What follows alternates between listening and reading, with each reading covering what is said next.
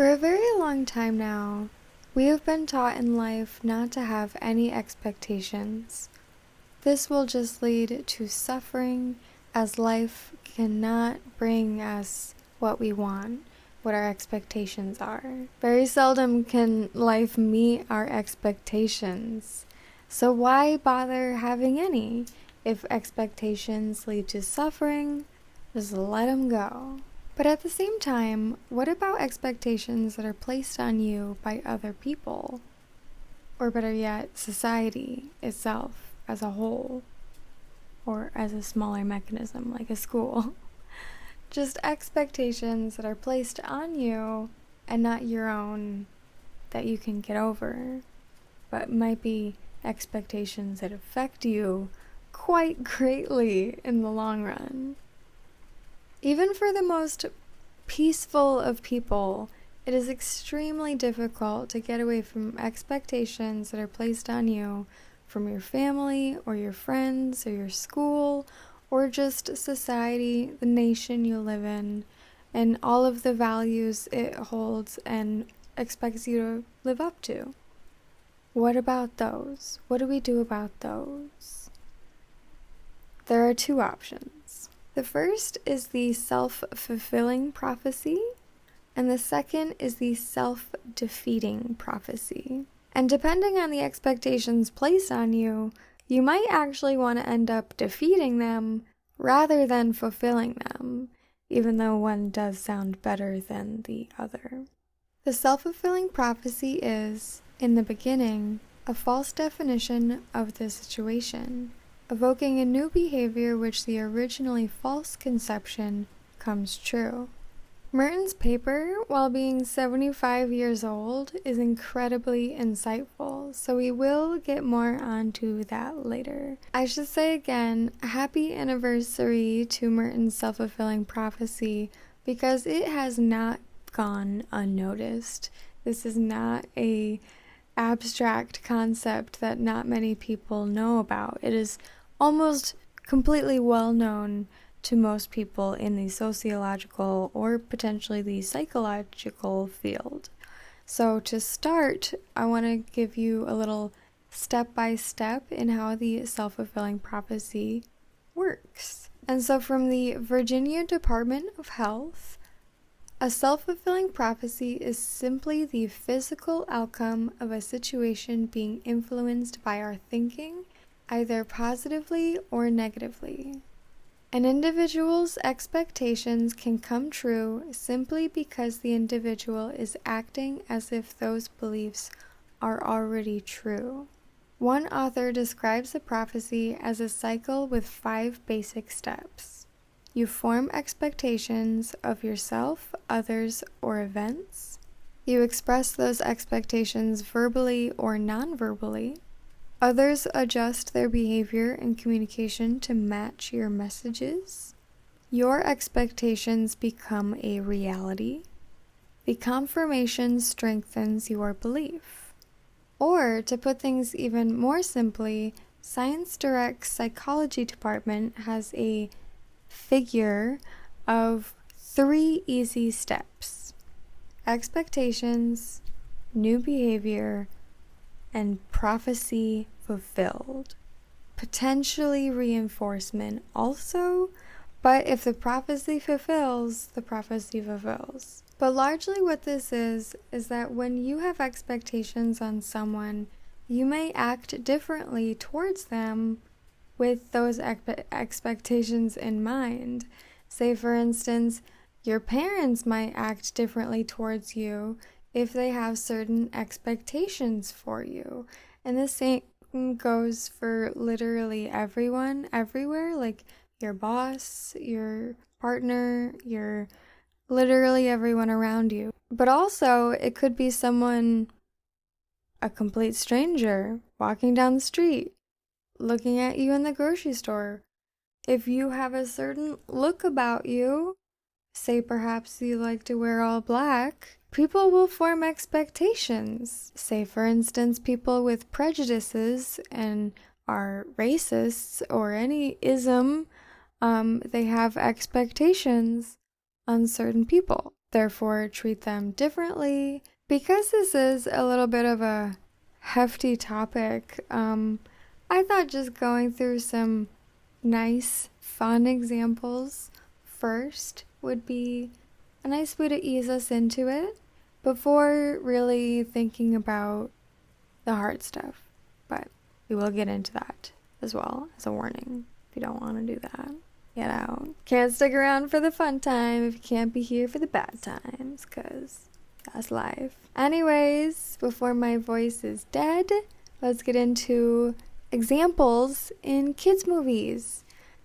Our favorite thing ever, right? So to begin, our self-fulfilling prophecy.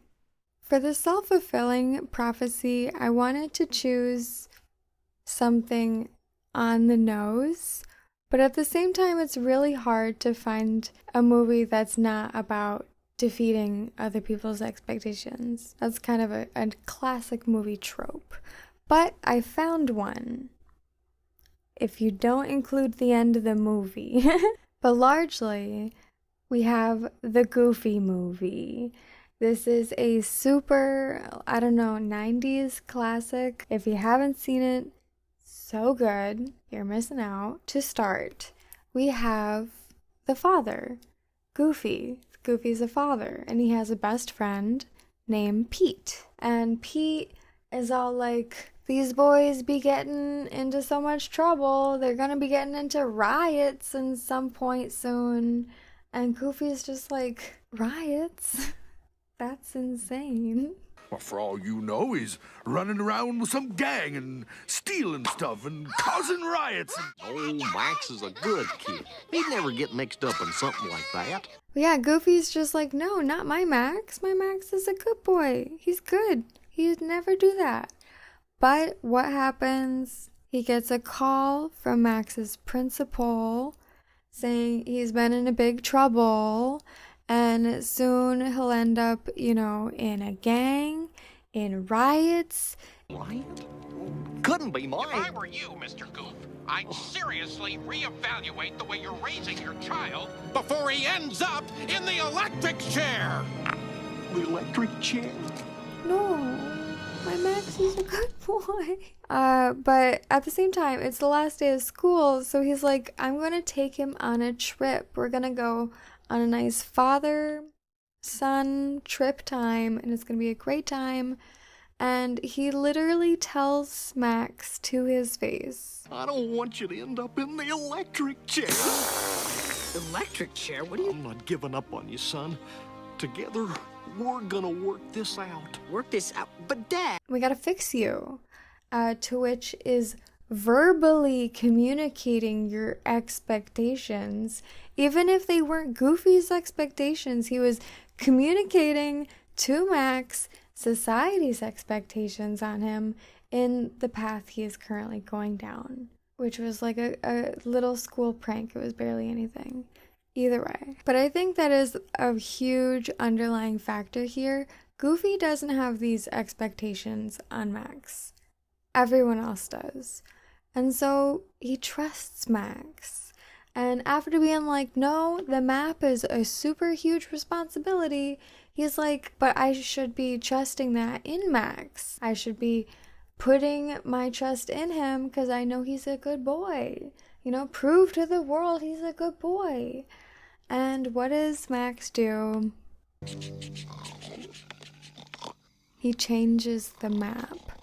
Like, literally erased Goofy and his father's, Max's grandfather's, ancient map to draw a straight line to California to see, like Powerline or something. And if you go back to the beginning of the movie, he did lie to a girl straight up, like, no, I'm sorry, I can't come to the party with you. My dad, he's taking me to California to see a concert. And just so she doesn't get another date for the party, he's like, I'll wave to you on screen, so don't be getting with anybody else. So it's really frustrating to see Max change the map. Every time as a child, I'm like, Max, you're not supposed to do that. You're supposed to do the good thing here and not the stressful thing. Put the map away, Dad. It's not gonna happen, I'm telling you. Careful, It's son. not. You'll wrinkle my past. And our future. But I guess that is the movie. And it's just like following your self-fulfilling prophecy. You know, if you guys think I'm gonna be a bad boy, I'm just gonna be a bad boy. Fine. I'll just be the bad boy. And so he does. But somehow Pete and his son, Max's BFF, Goofy's BFF, they meet up in the woods and Pete finds out and he's telling Goofy about it. And Goofy's like, no, Max is a good boy. What? What? Oh, you tried, Goof. He's just a bad kid, that's all. I don't believe you. What? I don't believe you, Pete. Well, hey, don't take my word for it. Check your map. I don't need to check the map. I trust my son. To which he still gives Max the map. He has this split moment decision, left, right, which way? Are you a liar? Are you a good boy? Are you a bad boy? Well, here you go, navigator. Just follow my route on the map, son. I said that wrong. But you know what I mean. Are you good or are you bad? Left or right? Which is it? And it's a very stressful moment, so much to which we end up like in a huge kerfuffle to where the car ends up in the water. You know? And so, long story short, they make up their differences, but Max, what the F are you doing? And Goofy is thinking the same thing. So he literally makes Max a not liar, being like, you can't go around lying to chicks to get with them. Inappropriate. I already liked you, Max. So yeah, that's the self-fulfilling prophecy. If people think you're gonna be a bad boy and you just are a bad boy and you continuously just like meet their expectations, this is a self-fulfilling prophecy. What's the other side? The obvious other side. That is fighting the self-fulfilling prophecy. It is defeating the self-fulfilling prophecy. It is the self-defeating prophecy. And so we take whoever's expectations it is and we shrivel them to a bone. You know, this is a classic thing you hear on Shark Tank or like all those come up stories. Like, people thought I wouldn't be anything and I showed them. And that is the best motivation ever. And honestly, maybe we could even focus more on that. I didn't in my script, but it should have more focus on it. Anyways, for the self-defeating prophecy, I chose the movie Ice Age Collision Course, like this fifth of the Ice Age franchise, but it's great because we go through every single one. We get more and more people. By the fifth movie, the last movie, we have everyone. And so now Peaches, the daughter of Manny, OG character, and Ellie, the new female mammoth, their daughter is now gonna go get married with her man. And literally, it makes you feel so old when you watch it. But that's not the moral of the story here. The moral here is Manny doesn't want to feel old. Manny doesn't want to lose his daughter. Manny doesn't want to lose what he has, his whole family, his herd, his pack.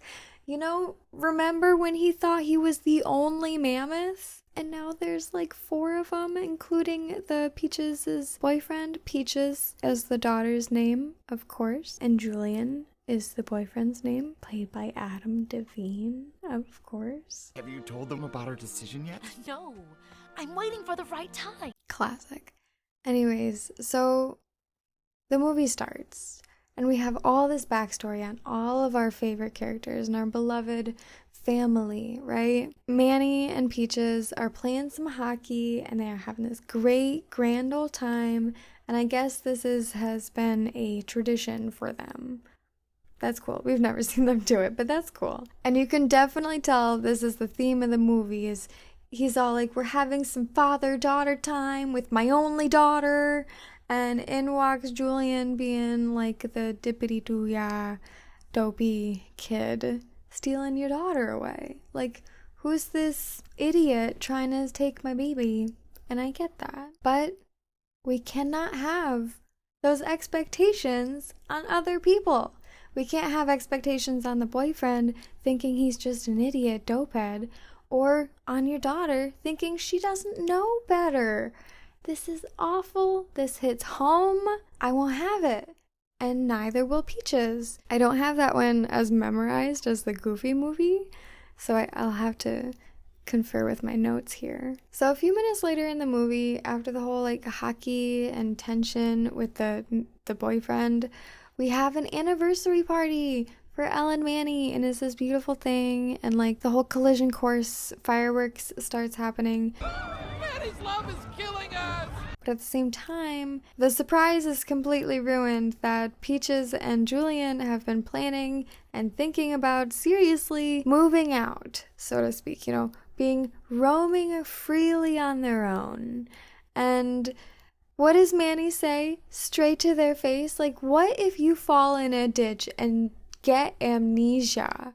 AKA, like, what if you forget who I am and I never see you again? But it doesn't sound like that. It sounds like, no, you're gonna be a silly, stupid kid and do the wrong things. You can't free roam without me, without your herd. Travel, explore, just go wherever.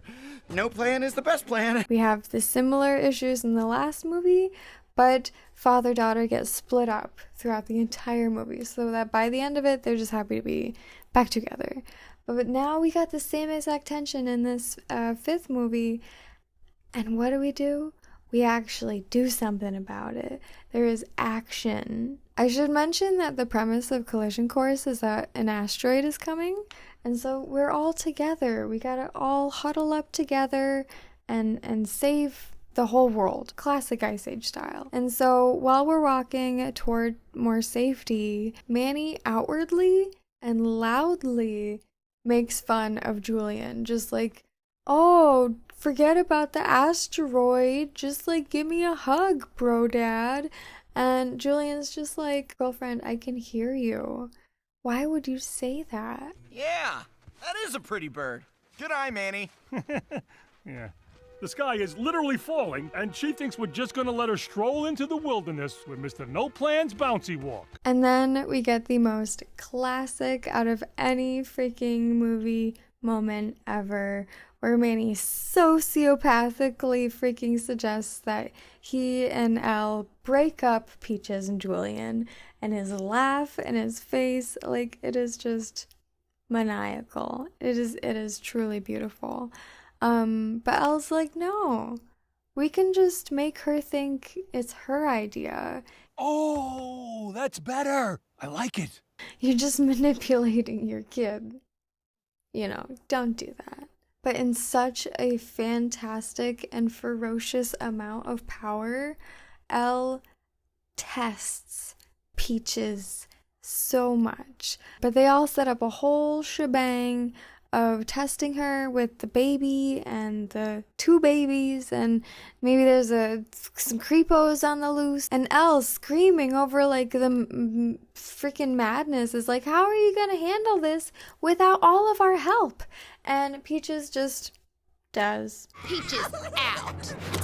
Freaking literally at the same time walking up to Manny, and Manny and Julian are playing soccer, super happy fun time. Silly Julian's just like, hey, look I'm gonna totally replace your dad as your hockey partner. And of course Manny freaks out and like practically shoots him in the face with a hockey puck. It's a weird choice of word to say replace your dad. But of course, after being separately tested to see if they truly want to be all alone, Peaches wants to leave home more than ever now. Like, what? Of course, it can be hard to capture a truly perfect example of the defeating prophecy, but what it is that Peaches and Julian are great. They don't need Manny and Elle. They literally aren't going to go and be falling in a ditch and getting amnesia. Like, what happens next in the movie is that there's a lightning storm. And Manny's all like, Julian, why aren't you helping? Why aren't you doing anything? And Julian's just like, wait, no, stop. 'Cause Peaches got it. She's perfectly capable.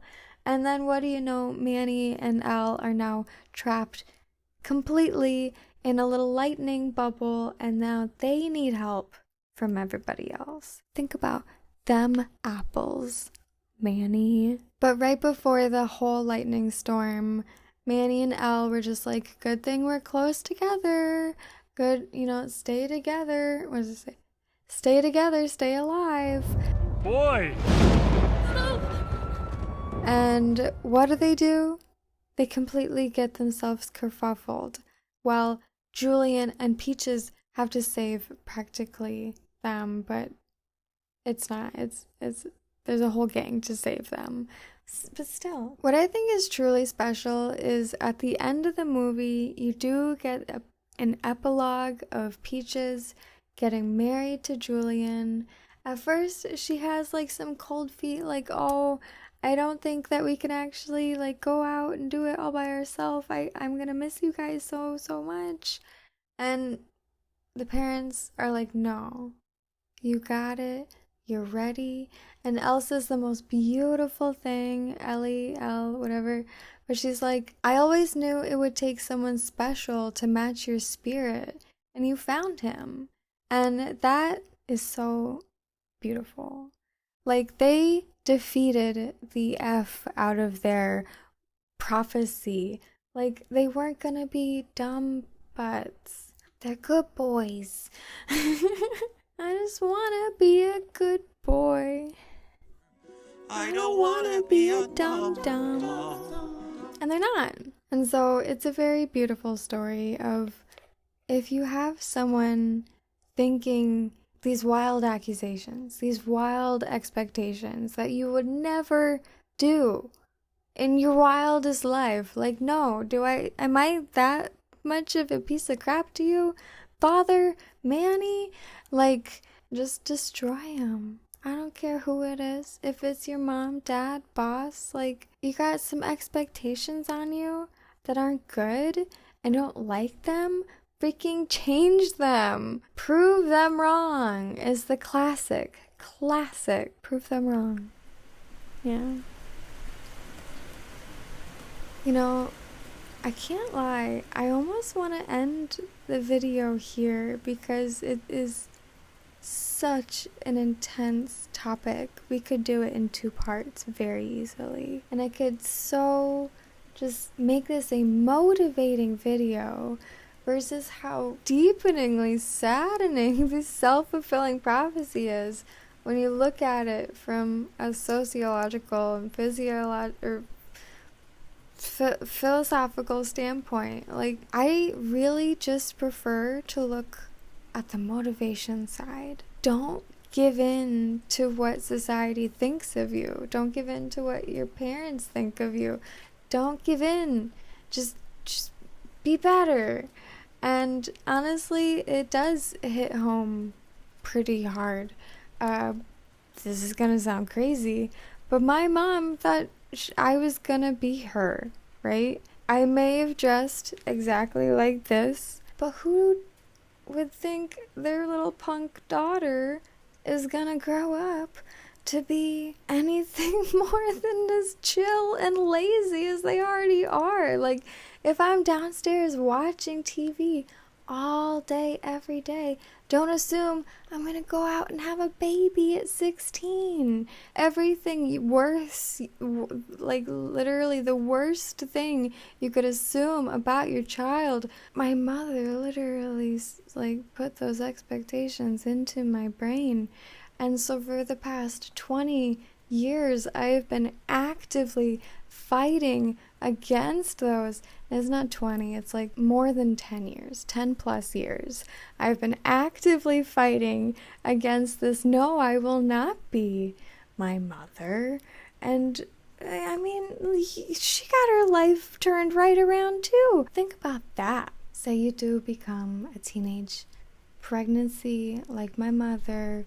It does end up in beautiful, shiny, happy stars, just like every teenage mother will say. But if you lie those expectations on your child and tell them that it's going to be the end of the world, then they're going to actively not want that life. You have no idea the psychological damage this does to a person. And so sharing this whole self-fulfilling prophecy concept is deeply special to me, and so I might just have to tear it into 2 pieces because I'm derailing 100% from my script to tell you a little story time. And again, I just like to share motivational stuff, and the rest of my script is just sad. So let me know if you want to hear about the self-fulfilling prophecy. It's not my place. I don't know about you, but I mean, I'm a woman,